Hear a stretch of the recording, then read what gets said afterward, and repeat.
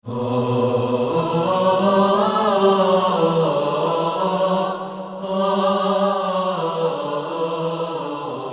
الرحمن.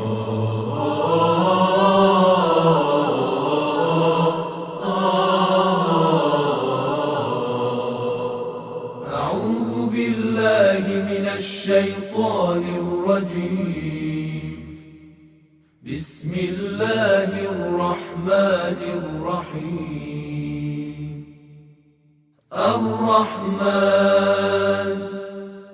علم القرآن خلق الإنسان علمه البیان. به نام الله که بخشاینده و با رحمت است. خدای رحمان قرآن را تعلیم داد، انسان را خلق کرد، به او سخن گفتن آموخت. آفتاب و ماه در مدار دقیق خود در حرکتند، هم ستاره و هم درخت سجدهش می کنند. بدانید خدای رحمان آسمان را برافراشت و میزان را وضع کرد تا از میزان طغیان نکنید، عادلانه وزن کنید و کم فروشی نکنید. زمین را برای مردم آفرید که در آن میوه ها و نخل هایی با شکوفه های فراوان است، دانه هایی که شکل کاهند و گیاهان خوشبوی دیگر. پس کدامین نعمت های پروردگارتان را انکار می کنید؟ انسان را از گل خشکیده چون سفال آفرید و جن را از شعله های رنگارنگ آتش آفرید. پس کدامین نعمت های پروردگارتان را انکار می کنید؟ او پروردگار دو مشرق و دو مغرب است. پس کدامین نعمت های پروردگارتان را انکار می کنید؟ دو دریای مختلف را کنار هم قرار داد تا به هم برسند، میانشان حائلی است تا در هم نیامیزند. پس کدامین نعمت های پروردگارتان را انکار می کنید؟ از آن دو دریا مروارید و مرجان خارج می شود. پس کدامین نعمت های پروردگارتان را انکار می کنید؟ کشتی هایی که چون کوهی در دریا روانند از آن اوست. پس کدامین نعمت های پروردگارتان را انکار می کنید؟ هر که بر روی زمین است فانی است و فقط وجه پروردگار صاحب جلال و گرامیت باقی می ماند. پس کدامین نعمت های پروردگارتان را انکار می کنید؟ همه کسانی که در آسمان ها و زمینند از او تقاضا دارند و او هر روز در کاری است. پس کدامین نعمت های پروردگارتان را انکار می کنید؟ ای دو گروه جن و انس، به زودی به حساب شما خواهیم رسید. پس کدامین نعمت های پروردگارتان را انکار می کنید؟ یا معشر الجن والانس ان استطعتم ان تنفذوا من اقطار السماوات والارض فانفذوا لا تنفذون الا بسلطان. فبأي آلاء ربكما تكذبان.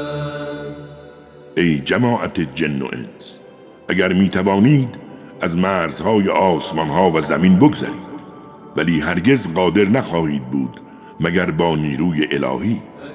پس کدامین نعمت های پروردگارتان را انکار می کنید؟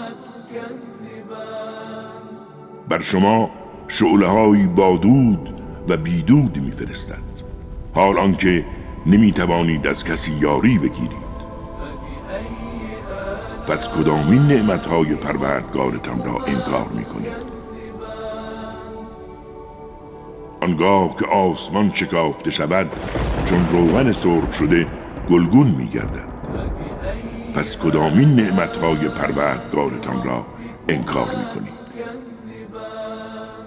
در آن روز از گناه هیچ انس و جنی نمیپرسند، زیرا هیچ مهلتی نخواهند داشت. پس کدامین نعمتهای پروردگارتان را انکار میکنید؟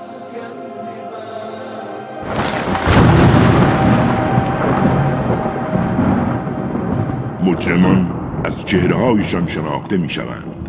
پس موهای پیش سرشان و پاهایشان را میگیرند و وارد دوزخ میکنند. پس کدامین نعمتهای پروردگارتان را انکار میکنید؟ این همان جهنمی است که مجرمان تکذیبش میکردند. همواره میان آن و آب جوشان در رفت آمدند. پس کدامین نعمتهای پروردگارتان را انکار میکنید؟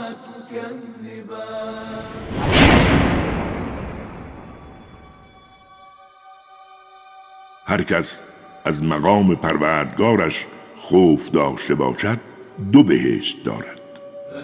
پس کدامین نعمتهای پروردگارتان را انکار میکنید؟ آن 2 بهشت پر از درختان متنوع است. پس کدامین نعمتهای پروردگارتان را انکار میکنید؟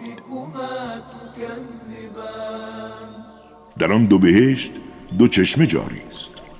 پس کدامین نعمتهای پروردگارتان را انکار میکنید؟ در آن 2 بهشت از هر میوه‌ای 2 قسم است. پس کدامین نعمتهای پروردگارتان را انکار میکنید؟ آنها بر بسترهایی که آسترش از پارچه ابریشمیز تکیه دادند و میوه‌های رسیده آن 2 بهشت در دسترس است. پس کدامین نعمتهای پروردگارتان را انکار میکنید؟ در آنجا همسرانی زیبا و وفادار هست که هیچ انس و جنی پیش از این به آنها دست نزده است. پس کدامین نعمتهای پروردگارتان را انکار میکنید؟ آن زمان مثل یاقوت و مرجانند. پس کدامین نعمتهای پروردگارتان را انکار میکنید؟ آیا جزای نیکی به جز نیکی است؟ پس کدامین نعمتهای پروردگارتان را انکار میکنید؟ غیر از این 2 بهشت 2 بهشت دیگر نیز هست. پس کدامین نعمتهای پروردگارتان را انکار میکنید؟ هر 2 کاملا سبز و خرم هستند. پس کدامین نعمتهای پروردگارتان را انکار میکنید؟ در آن 2 چشمه جوشان است. پس کدامین نعمتهای پروردگارتان را انکار میکنید؟ در آن 2 بهشت میوه است و نخل و انار. پس کدامین نعمتهای پروردگارتان را انکار میکنید؟ در آنجا همسرانی زیبا و خوشخلق است. پس کدامین نعمتهای پروردگارتان را انکار میکنید؟ حوریانی که در خیمه ها مستورند. پس کدامین نعمتهای پروردگارتان را انکار میکنید؟ قبل از بهشتیان هیچ انس و جنی به آنها دست نزده است. پس کدامین نعمتهای پروردگارتان را انکار میکنید؟ بهشتیان بر پشتی‌هایی تکیه دادند که با بهترین و زیباترین پارچه‌های سبز رنگ پوشانده شده است. پس کدامین نعمتهای پروردگارتان را انکار میکنید؟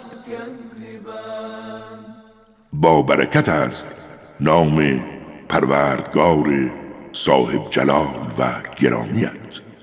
فبأي آلاء ربكما تكذبان تبارك اسم ربك ذي الجلال والإكرام صدق الله العلي العظيم.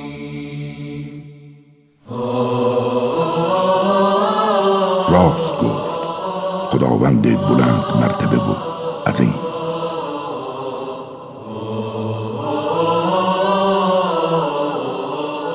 کاری از مؤسسه پیامبر مهر و رحمت صلی الله علیه و آله و سلم.